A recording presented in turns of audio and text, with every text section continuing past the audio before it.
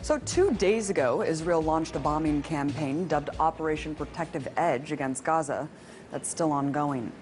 But despite the horrors on the ground, the mainstream media seems to only be telling one side of the story. Take a look at this.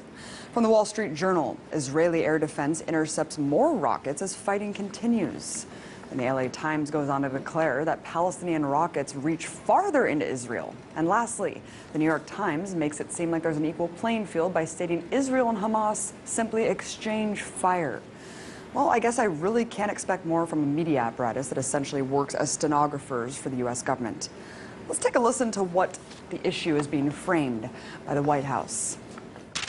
We strongly condemn the continuing rocket fire into Israel and the deliberate targeting of civilians by terrorist organizations in Gaza. No country can accept rocket fire aimed at civilians, and we support Israel's right to defend itself against these vicious attacks. At the same time, we appreciate the call that Prime Minister Netanyahu himself has made publicly to act responsibly. Wait, what? Acting responsibly?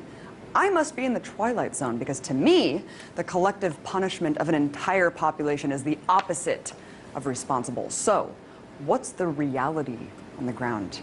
Well, just in the last 24 hours, Israeli forces have conducted airstrikes that have struck 160 sites in Gaza, according to the IDF. In total, 550 sites have been bombed. And considering the fact that Gaza is one of the most densely populated places on Earth, with over 1 million inhabitants, any aerial strike conducted in the region almost certainly means civilian deaths. In fact, at the time of this broadcast, the strikes have killed at least 53 Palestinians, including 8 children and an 80-year-old woman. According to the Palestinian Minister of Public Works and Housing, at least 50 homes have been destroyed so far and 1,700 damaged. So when the IDF talks about hitting, quote, Hamas targets, remember that Hamas is the democratically elected leadership of Gaza, which could mean any government building or social services for Palestinians. So while the U.S. government can go on and on about Israel's right to defend itself, take heed of the increasing death toll in Gaza and the fact that no Israelis have yet died as a result of Hamas rockets. Look, I denounce deadly force on both sides. But it's important to not frame this as a cycle of violence that's equal. One is the colonizer-oppressor, the other, the colonized oppressed. As IDF General's son Miko Piled said just yesterday on the show, there are 2 choices for Palestinians in occupied territories: to completely surrender or resist.